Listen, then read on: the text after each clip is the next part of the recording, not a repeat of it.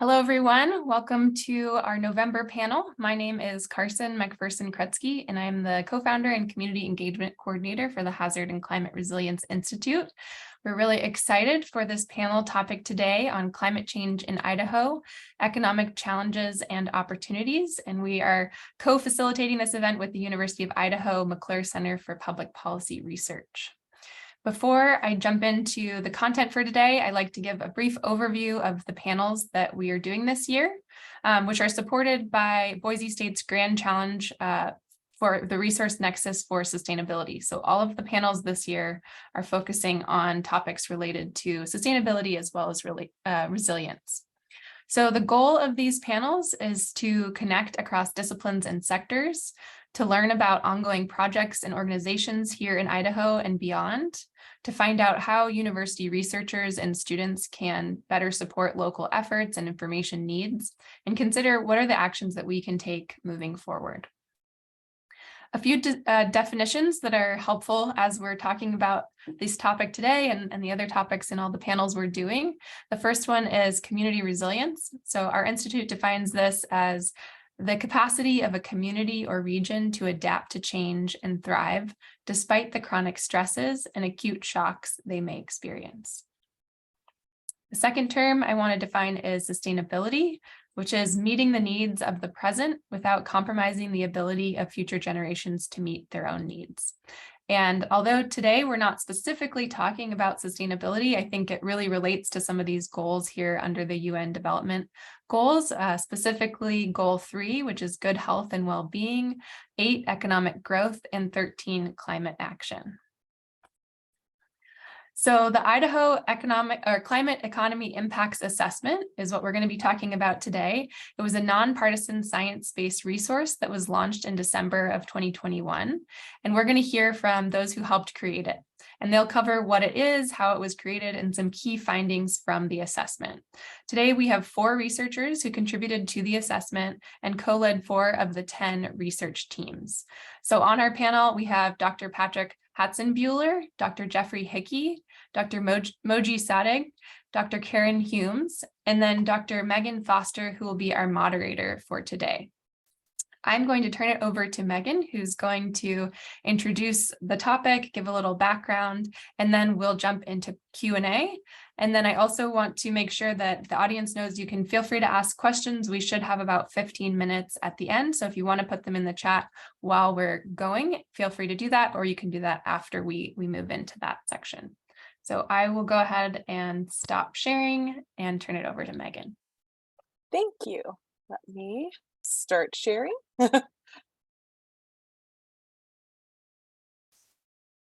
Okay, hopefully you can all see the screen. So hi everyone, as Carson mentioned, I'm Megan Foster. I'm a program director and research scientist at the McClure Center for Public Policy Research at the University of Idaho. And today I'll provide just the brief overview of kind of the formation of the assessment, touch a bit about on the changes that are expected in Idaho's climate, and then I'll turn it over to our research leads and panelists today to introduce themselves in their sections. So the Idaho Climate Economy Impacts Assessment is a nonpartisan, science-based resource to help Idaho business leaders, policymakers, and Idahoans plan for productive, prosperous, and resilient Idaho economy. The idea from this assessment arose from the 2017 Safeguarding Idaho's Economy in a Changing Climate Summit. This 2-day summit brought together over 500 participants from across the state to explore market-based solutions for business and communities to prepare for changes in Idaho's climate. During this summit, it was identified that there was a need for Idaho-specific data related to changes in climate and their impacts to Idaho's economic sectors. Idahoans were seeking answers about how a changing climate might affect their livelihoods and way of life. The assessment addresses this need by providing a science-based nonpartisan resource that allows for a shared and common vocabulary, which can help develop a foundation of understanding throughout the state. The assessment does this by supplying synthesized economic data that can be made locally relevant and solutions-oriented, and by also connecting the latest scientific research on Idaho's changing climate with economic risks and opportunities that impact businesses, residents, and local and state economies. The assessment was convened by the McClure Center for Public Policy Research at the University of Idaho. And while the McClure Center led the assessment, this was very much a large group effort. The assessment was supported by an executive committee of business, nonprofit, and higher education leaders. And we also had an advisory board of about 40 people, which was comprised of business, nonprofit, community, local, state, federal, and tribal government leaders. And so here I just really wanted to quickly, small, but highlight the diversity of our advisory board. We had representation from state agencies, businesses, associations, and even a high school and college student, as we wanted to provide that broad perspective contributing to this process. So how the assessment was developed: researchers were convened from Idaho universities and colleges, business, nonprofits, tribal, and other governments. 10 research teams were developed with faculty leads and co-leads, and you'll be hearing from 4 of those today. Additionally, there were students both at the undergraduate and graduate level who contributed their projects and time to create portions of the assessment. The assessment was shepherded by a postdoctoral fellow, which was myself at the time. And then all the technical reports were externally reviewed by subject matter experts, similar to a peer review process for a scientific journal. We had experts from surrounding states as well as within Idaho. The advisory board reviewed and provided feedback on all of the non-technical summary documents that were produced based off of the technical reports. And all material is available freely on the assessment website at www.uidaho.edu/ICEIA. So the assessment was funded by business, nonprofit, and government investments, as well as in-kind donations through Idaho universities and other organizations. And I really want to emphasize here the in-kind contributions were an essential component to completing this assessment. All of the researchers who developed the technical reports volunteered their time and expertise, and we cannot thank those individuals enough. So now for kind of what is in the assessment. So the assessment includes technical reports on 6 economic sectors: agriculture, energy, health, infrastructure, land, including forest and range, and recreation and tourism. And we'll be hearing from the agriculture and forest section leads today. In addition to those economic sector technical reports, the assessment also includes 4 supplemental reports. 3 of those cover alpine ecosystems and species in Idaho, fish and climate in Idaho, ungulate species in Idaho, and those reports are located on the lands and the recreation and tourism web pages of the assessment. The 4th supplemental report is on healthcare in Idaho and can be found on the human health webpage of the assessment. Finally, the assessment includes 3 foundational data-focused reports on climate, smoke, and water, and we'll be hearing from the smoke and water leads today. So I'll touch a bit on some of the changes it's expected for Idaho's climate before turning it over to the leads who will likely touch on these aspects a little bit more. Drawing from the climate technical report, the changes in Idaho's climate really center around temperature, precipitation, and snowpack. Idaho is projected to experience increasing temperatures, increasing spring precipitation, increasing rain on snow events, and earlier peak stream flow. Idaho is also projected to experience decreasing snowpack, decreasing summer precipitation, and decreasing summer stream flow, as well as decreasing summer soil moisture. Idaho is also projected to experience an increase in extreme weather events. For example, decreasing summer precipitation and increasing temperature can lead to increased droughts. Increasing winter and spring precipitation, as well as earlier peak stream flow and rain on snow events, can cause floods, landslides, and mudslides. Increasing temperature, lower summer precipitation, and drought can also lead to increased wildfire activity, which can cause smoke and poor air quality. And then I also just wanted to mention, in relation to kind of what is in the assessment, we have these technical reports that each of these researchers led, as well as non-technical summary snapshots that are found on the website. And these are found in both English and Spanish now. And we also have kind of tools and resources that are found there, as well as a new publication in Idaho at a Glance, which I can put a link to in the chat in a minute. And that kind of provides a summary of all these different sectors in a short document. But I'll hand it off now to Pat to talk about the agriculture section. Okay, thanks, Megan. And thanks, Carson, for the invite to discuss our the assessment of the Idaho climate and economics impacts. I led the agriculture section, and I'm assistant professor and extension specialist for crops economics at University of Idaho, based in Twin Falls. Mainly, I cover things like the supply and demand for Idaho crops, what's being grown, where those are going with regard to what's being used here in Idaho, or whether it's shipped out of state or out of the country. And I do a lot of price analysis based on those changes in supply and demand. But my strategy for the agriculture section was to gather a team of extension experts for the different main sectors for Idaho, and then try to make a synthesis based on the other sections of the report for the climate section and the water section, especially to identify what is already happening with regard to the climate change impacts on agriculture and what we can expect in the future. And so the kind of main takeaways that we discussed in the report are that agriculture is important for Idaho's economy, especially irrigated agriculture. So the share of GDP is almost 10% for agriculture, which is big relative to other states in the region. And climate variables are really important for agriculture. So temperature, CO2 levels, and precipitation, including snowpack, which impacts the availability of irrigation, are fundamental to being able to produce agricultural products now and in the future. So the forecasted climate change effects on agricultural production mainly pertain to the planting and harvest time changing, becoming more variable. Growing season time changing as well with regard to the extension of the frost-free season, and then changes in demand for irrigation water, mainly becoming earlier than they are currently, and then also demands for greater irrigation as the temperature increases.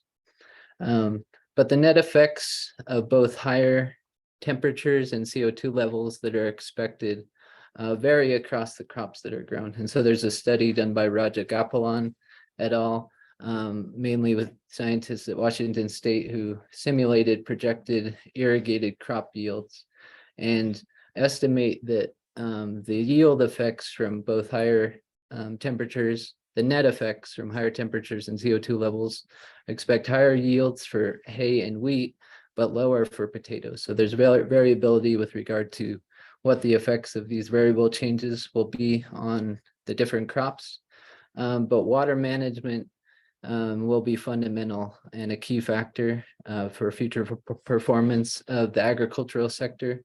And that it pertains mainly to whether the supply and demand for irrigation water align, and how management decisions can help facilitate that. And I think Karen will be talking a bit about that as well. Thanks, Pat. So I will now turn it over to Jeff to describe the forest chapter a bit.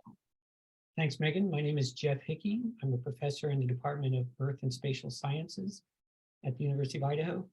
And my co-author on the forest section was Greg Latta, who's also a professor at UI. Our main takeaway messages for forests are as follows. There'll be a set of direct effects on climate change, meaning those effects that influence tree physiology and mortality. And the expected warming that is happening and will continue will lead to tree responses that are variable by species and location. So some trees, that is those trees species that are at the highest elevations, white bark pines, for instance, may benefit from warming because they're temperature limited. Whereas trees that are at the very lowest elevation of forests in Idaho, ponderosa pines, may be adversely affected as warming leads to more stressful conditions. You heard from Megan about the precipitation projections. They vary by season. We expect annual precipitation to go up, and that may benefit trees, but summer precipitation is expected to go down, and that may lead to more stress on trees as well. And so the net effect on Idaho's forests is variable and uncertain. What's more certain and more immediate are the indirect effects. And these are associated with forest disturbances, wildfires, insect and pathogen outbreaks, and drought-related mortality. And each of these is very important in Idaho, and each of these disturbance types are expected to increase in a warmer and drier environment. Ecosystem services are provided by Idaho's forests, and they include carbon sequestration, timber production, habitat for other species, recreational and cultural uses of forests. And as a result of the changes, the uncertainty associated with changes, we're not sure how, for instance, timber yield is going to be affected, except that the forest disturbances will increase and therefore alter ecosystem services. Adaptation actions are possible, that is, those actions that people can do to help forests recover from or resist future climate change. One example is that following disturbances, people can plant trees to accelerate regrowth, but also plant tree species that are adapted to the coming warmer and drier conditions. And then finally, economic opportunities exist for forest owners to participate in carbon markets in regional and in other states by enhancing forest regrowth or delaying harvest.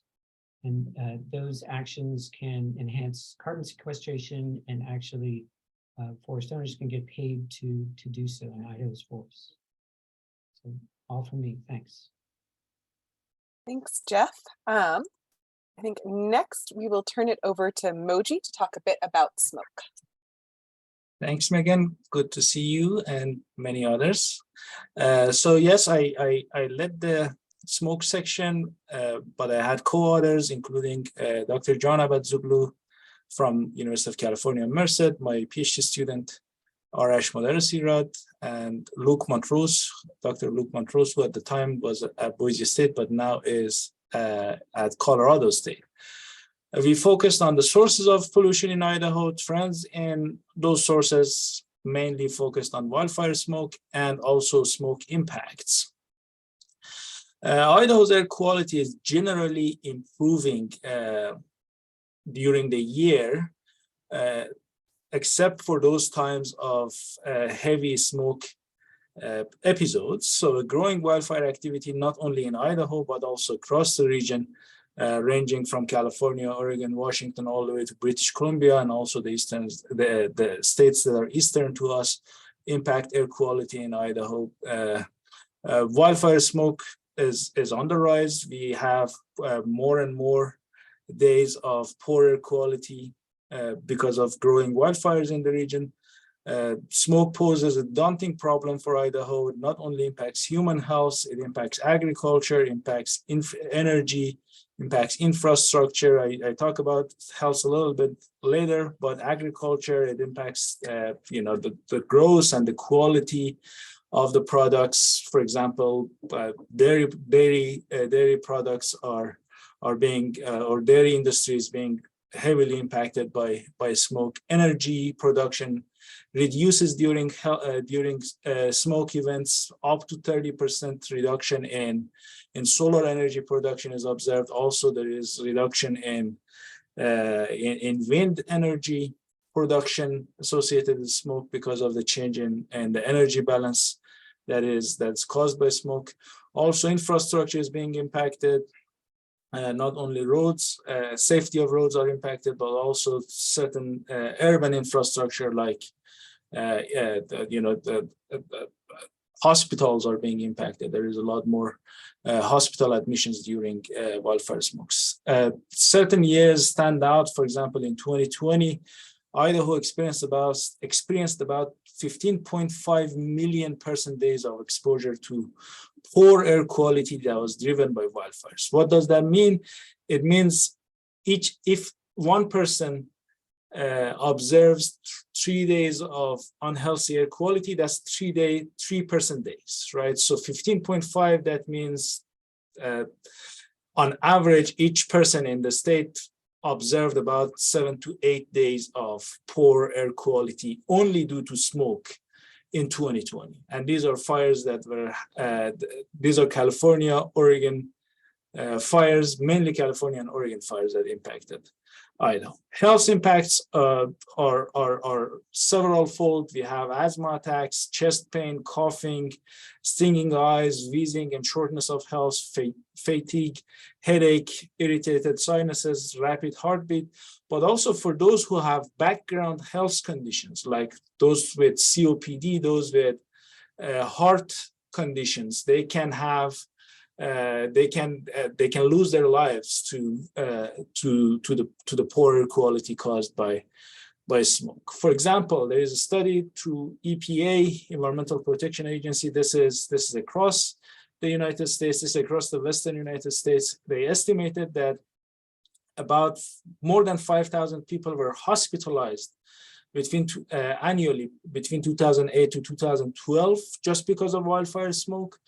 It is estimated, these are not measured, these are not observed data, but they estimated that about 500 people lost their lives because of poor air quality. And the short-term costs of exposure are above $11 billion per year. Now, these are only short-term responses. Long-term responses are yet not studied. Idaho-specific results are not available. A student of mine did a study in 2018, I think, and we observed that a lot of Idahoans, a lot of people in Boise specifically, are observing the impact. About 90% of the people that we interviewed observed at least one symptom in their family due to wildfire smoke. Lastly, exposure to wildfire smoke is projected to worsen across the Western US, but specifically for Northwest and also in Idaho, and high risks are projected for Central and Northern Idaho. Thank you. Thank you, Moji. Okay, I think we'll turn it over to Karen to touch on water a bit. Hi, everyone, and thank you to both Megan and Carson and any other folks working on the organization of this nice webinar today. So as was noted, my name is Karen Humes. I'm a professor in the, oops, it looks like I actually made a typo there. I think I was editing someone else's slide. I'm actually from the same department that Jeff Hickey is from, which is the Earth and Spatial Sciences Department at the University of Idaho. And this diagram, my own research interests have to do with water energy nexus and also using geospatial methods for water in particular. So on this slide, which is a little busy, I want to just, on the left-hand side is just a nice diagram created by the folks at the McClure Center, not me, and it is available on the website for the report. And as Megan already noted, some of the impacts to water are very, very intertwined with the impacts to climate that she summarized. Of course, we have decrease in snowfall because of warming, which makes for less snowpack, which makes for heavier, or I should say higher flows in the late winter, early spring than we've been accustomed to in Idaho, and then lower flows, importantly, in the summer months. And then, of course, we're also expecting the warmer temperatures and increased drought to make for an increase in water demand, both among all uses of water in Idaho, but particularly among one of the particularly impactful increases in water demand will be that for irrigation, since that's such a big use of our water. So in the winter months, the main kind of net impact of these changes is that, of course, we might see more flooding, expect to see more flooding, higher flows, more potential for flooding in the winter months, and therefore some implications for things that need to be done adaptation-wise, creating more storage for to help prevent the damaging effects of flooding, that sort of thing. But I really wanted to highlight here in the center some of the squeeze we're going to be feeling in the summer months. And this is because the sort of net effect of all these changes will make for, as I've already mentioned, increased water demand in the summer months, at the same time that we're having a decreased water supply. And then another factor that will be happening there, we're expecting to see an increase in water temperatures because of the increase in air temperatures. So the net impact of those increases and decreases in demand, supply, and temperature is that we do have a potential for shortages in water quantity. The water temperature impacts, as well as the lower summer flows, also have a potential to impact water quality issues quite a bit. And of course, in Idaho, we use water not just to grow crops and serve all our domestic needs and have our beautiful fisheries and other important wildlife features in our state, but we also use water quite a bit for hydropower generation. So I just wanted to highlight in terms of this squeeze here in the summer months, real quickly on the water demand and the fact that it'll go up, as Patrick noted in the agriculture section. Over on the upper right there, that blue pie chart is all about how we use our water in Idaho. And I just wanted to note that all the water that's withdrawn from both surface water and groundwater sources in Idaho, of all that water that's withdrawn, 86% of it is used for irrigation. So if that's a place where we have an increase in demand, that's going to have a big impact on the total amount of additional water required. And just a number of fun facts about Idaho. We are number 2 in the country with regard, second only to California with regard to the volume, the sheer volume of water that we withdraw from our aquifers and streams to be used for irrigation. And then just real quickly, I want to mention just briefly, and maybe we'll have more time to talk about this later, as I mentioned, one of my own interests is in the tight coupling of water and energy. When you use that much water for irrigation, as we do here in Idaho, and you rely on water for generating electricity, you're going to have a very, very tight coupling of energy and water, which we do. And I just wanted to point out that at the end of the report, I just put in one little section about energy and all this energy that we use for irrigation. The bottom right-hand diagram is there just to let you know the yellow bars are the electricity that we use for irrigation. So what that chart I hope will tell you is that we peak our peak energy demand is in the electricity demand is in the summertime, and that's all because of this great amount of irrigation. And the reason it takes a lot of electricity to irrigate crops is that even if you're pumping water from the ground, of course, requires electricity, but even just the distribution of surface water, pressurizing it to put it out to those long arms of the irrigation systems that we have in a center pivot irrigation takes a lot of energy. So if we are increasing the amount of water we're using for irrigation, we're going to be increasing the amount of energy demand for irrigation at the time of year that our electricity demand is already at its peak. And once again, we might be having some impact to our ability to generate electricity because of lower summer flows. So that's the summary, and maybe in the Q&A we'll be able to explore some more of those issues. Yeah, thank you, Karen. So I am going to stop sharing my screen. And then I do have a few prepared questions for our panelists. So I'll kind of ask those, and then I'll open it up for more questions from the audience. But I just want to ask our panelists to try to keep their answers to a minute, 2 minutes maximum, just to make sure we have enough time to get to some questions from the audience. So first up, Jeff, so you also contributed to a supplemental kind of report on alpine ecosystems and species that was co-authored with one of your students, Kaylee Carr. Could you provide just kind of a few highlights from that report as well? Yeah, so yes, Kaylee was the first author on this and did a great job. We looked at how climate change would affect various ecosystems that weren't covered in other parts of the report, as well as plant and animal species themselves. Kaylee first looked at maps of where Idaho forests and wildlands would be resilient to climate change based on the ability for species to move across the landscape or were currently protected. And not surprisingly, central Idaho with its large wilderness areas and national forests were fairly resilient, whereas southern and northern Idaho with the many human uses of the land were more fragmented and therefore less resilient. As far as alpine ecosystems, the main one we focused on, we expect those to shrink as forests encroach because of the warming climate. As far as different plant and animal species that we covered, we detailed them in the report, there was basically a variety of responses, but many important species in Idaho are sensitive to climate change and therefore may be vulnerable. Thanks, Jeff. And so, Karen, do you want to expand a bit more on that kind of energy water nexus that you were talking about?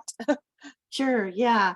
And of course, the whole reason we care about and try to quantify this nexus or relationship between water and energy is that whenever you have an interdependency like that on two very important quantities or resources, water and energy, a shortage in one can lead to a shortage in the other.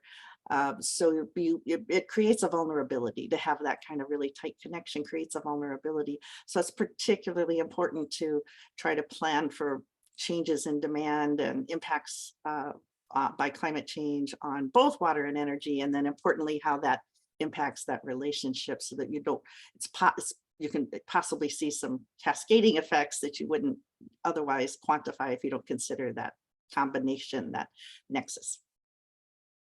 That is a great point. Thank you for that, Karen. Okay, and then Pat, could you expand a bit more on the regional variation of crops that are expected kind of in Idaho and that connection, I guess, kind of between water and agriculture and Idaho's changing climate?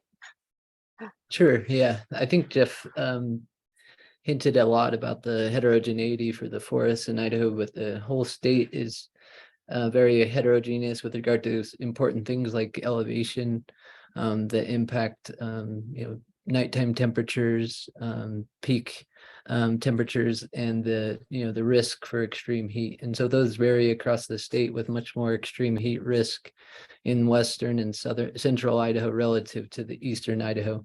And so when you have these differences with regard to the risk, but also the change in the expected change in the frost-free season that changes the capacity to grow different crops, such as corn, for example, being much more able to be grown in the eastern Idaho relative to the past, where it was too cold. There weren't as much growing days available.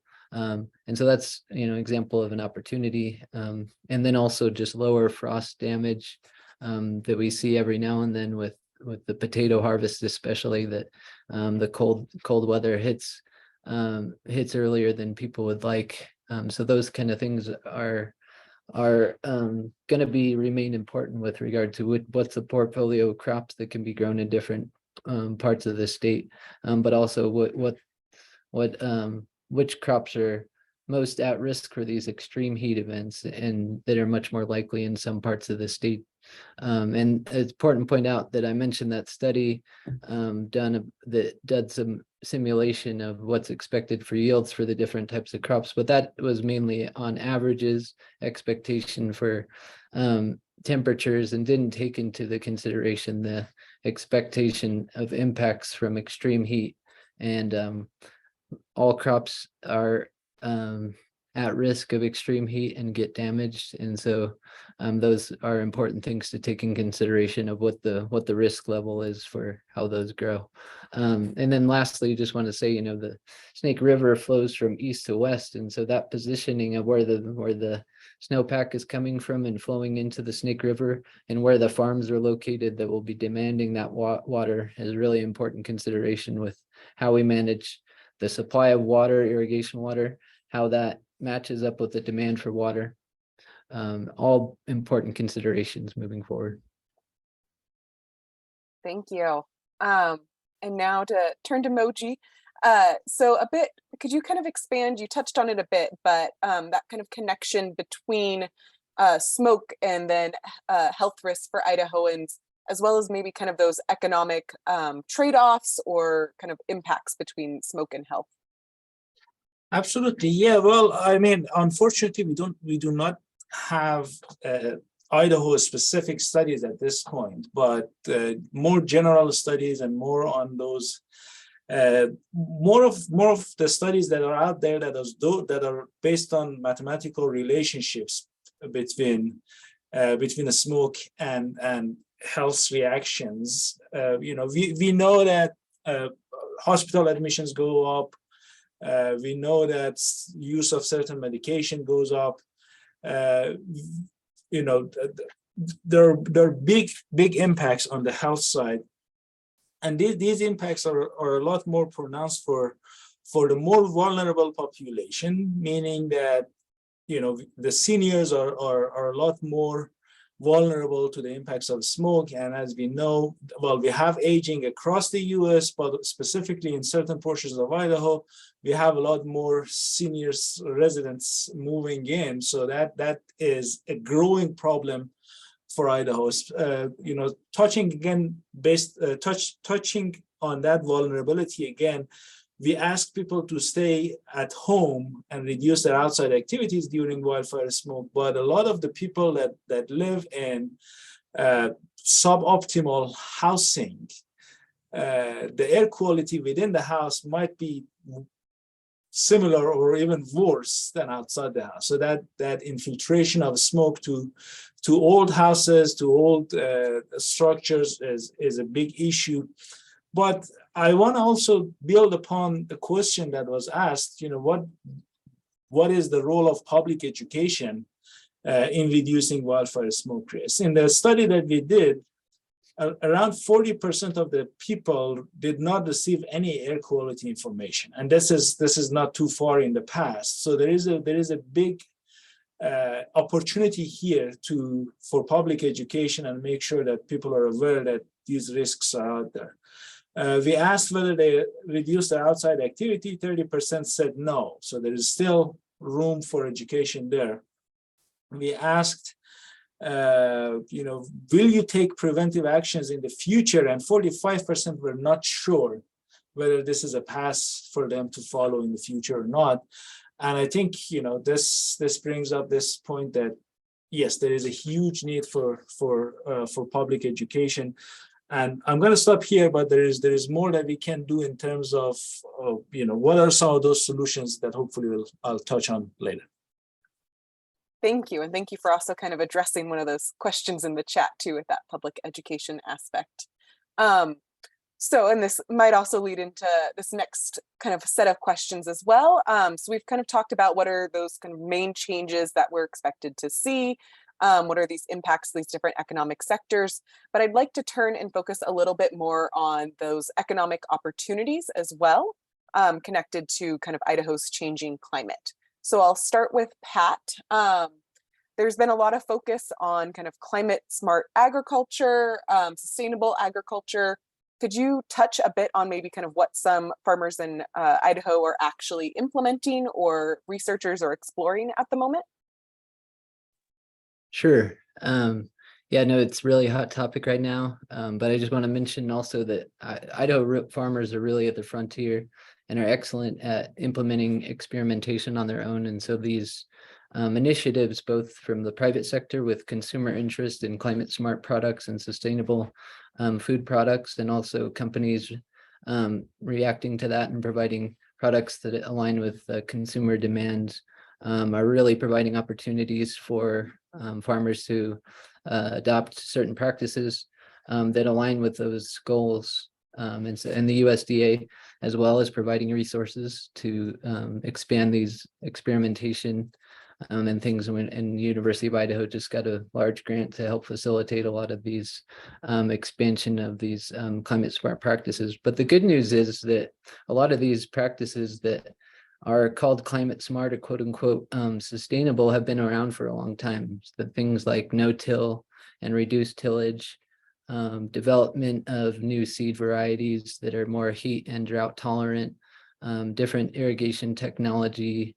A lot of these things to some degree have been happening for decades. And so this is more just kind of an opportunity to identify how to expand these practices and where they can fit into the current landscape with regard to the portfolio of crops that are grown in Idaho. And all of these things, you know, the good news again too is that they not only are quote unquote climate smart with regard to helping with adaptation and also potentially helping with mitigation with regard to storing carbon and things like that, but also are good for things like improving soil quality and ability for soil to maintain moisture. So these things are both, that's the good news, is that they've been around for a long time, but also are beneficial for other reasons besides their climate attributes. Thank you, Pat. And so turning to Jeff, so could you touch on some of the opportunities to potentially minimize some negative effects of climate change on Idaho's forest ecosystem? Sure. So one way to minimize future negative impacts is to reduce future climate change through offsetting or reducing greenhouse gas emissions, and Idaho's forests can play a role in that. If you accelerate regrowth of forests or keep forests on the landscape, you are sequestering carbon or not releasing carbon to the atmosphere. And so I mentioned earlier that there are economic opportunities for Idaho's forest owners to participate in carbon offset projects. Places like California have instituted caps on utilities, caps of greenhouse gas emissions on utilities, but utilities have the opportunity to buy down their offsets by investing in projects that will sequester carbon, and forest projects are one of those. So carbon offset projects for forests can, if owners can, as I say, facilitate regrowth of their forests after some disturbance, or enhance the growth of their forests, or reduce the harvest rotation, or increase the time between harvests. All those things can be used in a carbon offset project for owners to have some financial gain. Thank you, Jeff. So Moji, you touched a bit about this, and so I don't know if you want to expand a bit, but looking kind of, what are those kind of ways to prepare for wildfire smoke? And is there kind of additional information that is not currently being collected that maybe we need? Yes, absolutely. Well, I think, first of all, wildfire is part of our landscape. It's going to happen. Now, we got to think about whether we want to use prescribed fire and tolerate that lower level of smoke in some part of the, in some seasons, like in fall or winter or spring, that the air quality is a little better, or we want to let it happen as a wildfire that will produce a lot more smoke. So that's a question. There is a lot more acceptance that's happening at the public level now with the big wildfires that are happening for the prescribed fire. So that reducing of the vegetation using many different approaches, thinning, prescribed fire, etc., is something that's happening right now. It's part of the infrastructure bill, and so hopefully that can help in the long term in terms of reducing some of those smoke impacts on Idaho and across the western U.S. But also I want to touch base about some of the questions that were asked before, like Nancy asking about what are those policy interventions that could help Idaho, the specific studies on wildfire smoke. We started working with St. Luke's back in 2017 to get some of the data and conduct those studies specific to Idaho. But there is HIPAA Act, and there is information that the hospitals cannot share, and we didn't have the infrastructure back then to get that data and process it anonymously, so that we can do that study given the rules. Now with the infrastructure bill, there are now opportunities for the universities, for governmental agencies to make those data available to the public, not only to us at Boise State, but to the public, so that data can be used for such studies. The other opportunities that are out there is, house improvement can be part of that infrastructure bill. There is a lot of focus on environmental justice these days, the opportunity for Idaho is to tap into some of these available funding, federal governmental fundings to improve housings for the lower income communities in Idaho to reduce some of those smoke impacts. There is more, but I guess I'm going to stop here and touch base later. Thank you, Moji. So I've got one final question, and that's for Karen.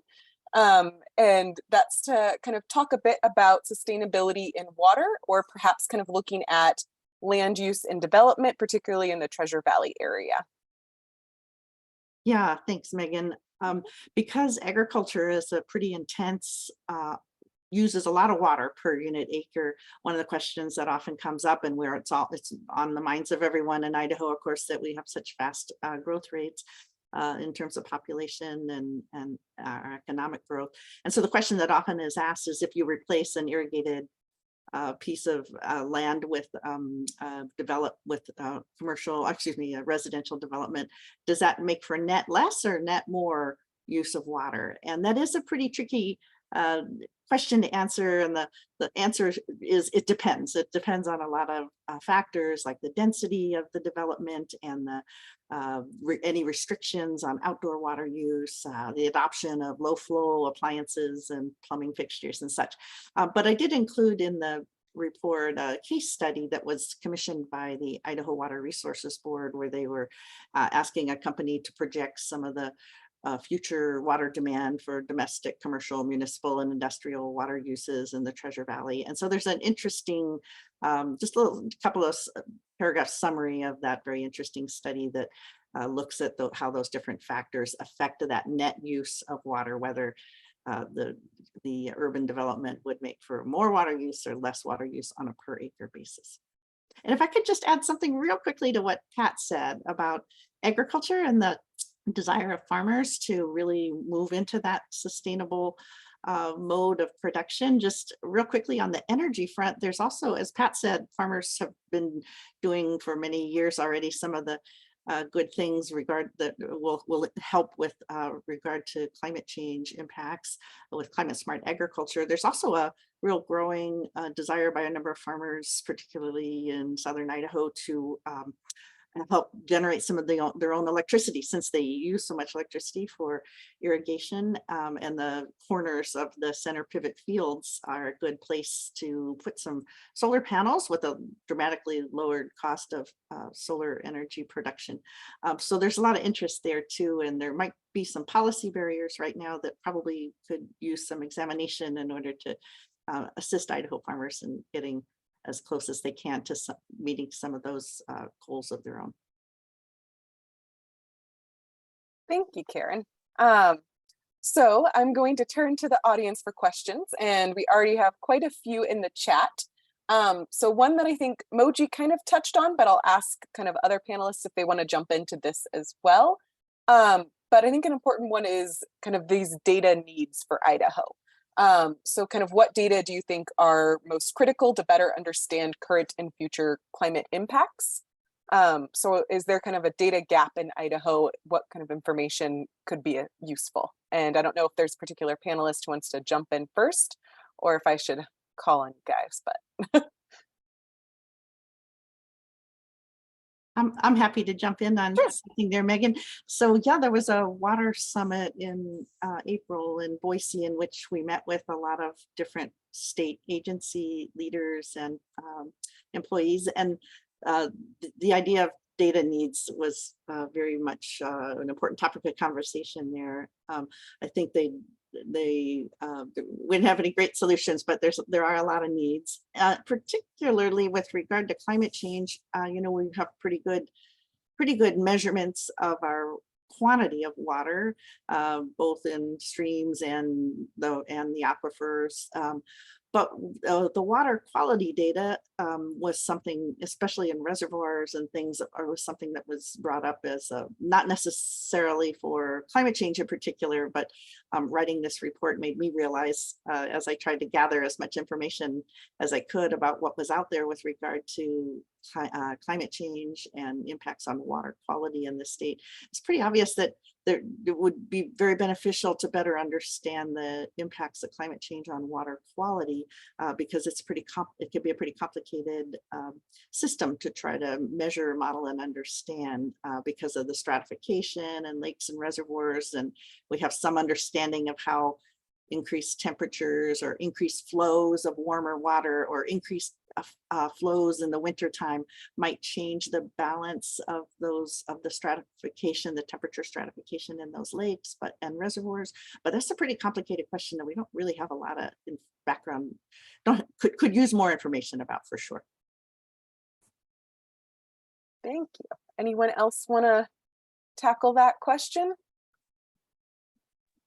I'll just mention that to my understanding, and I was part of the big Climate Smart grant but I was on the supply chain side of the Climate Smart Commodities, and so not so aligned with the production side of it, which is a bit out of my field. But to my understanding, there's much more data, and modeling is much more sophisticated for crops in the Midwest with corn, especially in the soybean rotation, for understanding the mitigation and carbon storage capacity of those crops, and much less relative to the crops that are grown here in Idaho. And so I think that was one of our kind of like key pitches in our proposal, was that this is an opportunity to do much more measurement about our cropping rotations and how they're able to store carbon relative to other things. So I think we're going to be able to contribute to a nationwide effort to improve overall carbon sequestration capacity data through this grant initiative. And then I'll take an opportunity to answer the question that Dirk proposed in the chat as well, about tax incentives for sustainable practices. The only thing that I'm familiar with is, as a direct tax incentive, is opportunity to provide research on a farm and provide opportunity to implement research project on your farm. You do have tax incentives to do that. I think that's the main tax alignment in terms of incentives. Other ones are more through program payments, through USDA signing up to do payments. So it's not through the tax mechanism, but getting payments for doing different practices. But it's a good question. I'll have to make sure that that's the only avenue. I guess, Megan, I also chime in about what data can be or what or need to be collected. I think, while on the physical side, from water to fire to forest, etc., there is absolutely need for more and better data on all aspects. On the social side, I think we are missing a big opportunity to understand what are those differential impacts of various extremes. It can be smoke, it can be fire, it can be drought, or anything, heat waves on various populations. And that is something that is not collected at the time, or I'm not aware if it's collected. There's some data that's there, but we need better data on the social dimensions. And do we have time for me to answer? Yep. Quickly. I think one, it's not so much a data need as a scientific understanding need, and that is about what is the integrated response of forests to future climate change?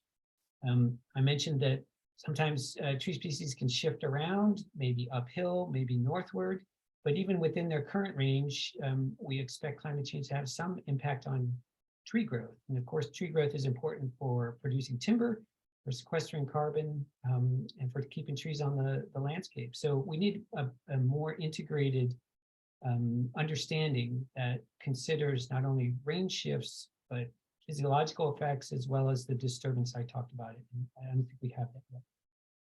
And if I could sneak in an answer to Ethan's question about planting trees, just briefly, I alluded to this before, that I think it's probably wise to consider planting trees that are better adapted to warmer and drier conditions than the trees that exist in a particular location. So planting trees following wildfire, for instance, you might want to look downhill at what species are there.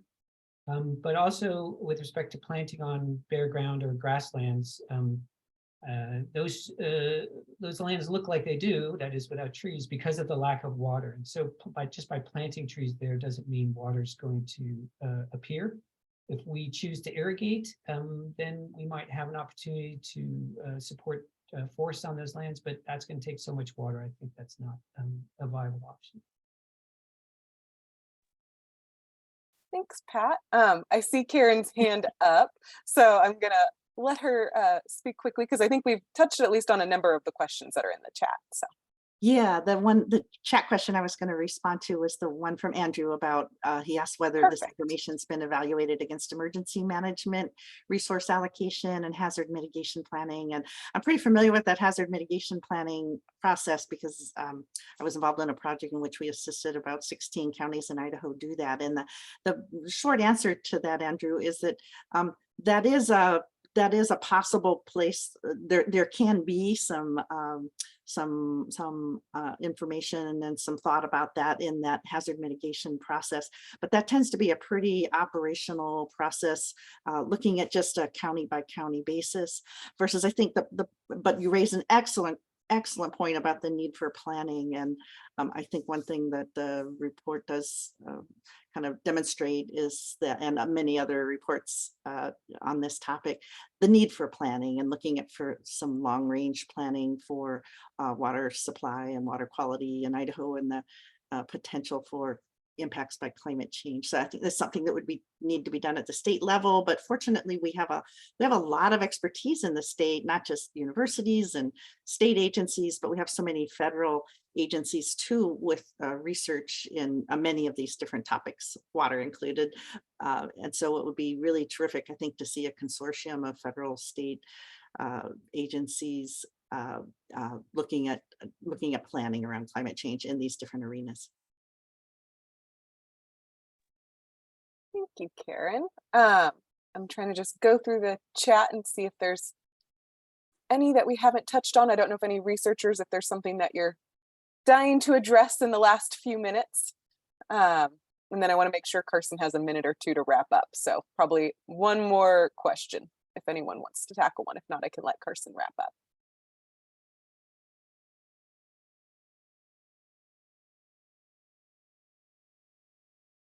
I'll respond to another question from Ethan about acidification of freshwater. Freshwater. Sure, That's an thank interesting you. question that I hadn't heard of, and so I don't have an answer, except that I know that it's happening. I just don't know if there's spatial variability, if the rate, and I would imagine that if it does happen at the rate it's happening in the ocean, that there will be detrimental impacts to freshwater ecosystems. So sorry about the non-answer.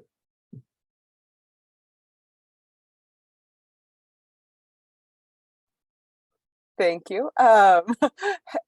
So I think I'll turn it over to Carson to wrap us up. Awesome. Thank you, Megan. And I just want to say thank you to all the panelists who were here today. It was just excellent to hear about this work that you all did together with other people and collaborators. And it was just a really impressive effort happening here in Idaho. And so thank you so much for taking the time to tell us more about it. And I hope folks who are here will dig into those reports and learn a little bit more details. So I just want to give a quick preview for our next event, which is happening in December. It's going to be actually kind of a nice transition from this event where we talked a lot about the role of agriculture here in Idaho. So the event next month is on December 14th from 11 to noon, and it's on sharing stories about changing Idaho agriculture and rural communities. We have the sustainability coordinator for Simplot, we have a potato farmer, and the coordinator for the Idaho Rangeland Conservation Partnership. So it should be a really interesting panel, and I will end with that. So thank you so much again to the panelists, and we will circle back on future projects related to these topics. So thank you so much. Thank you all.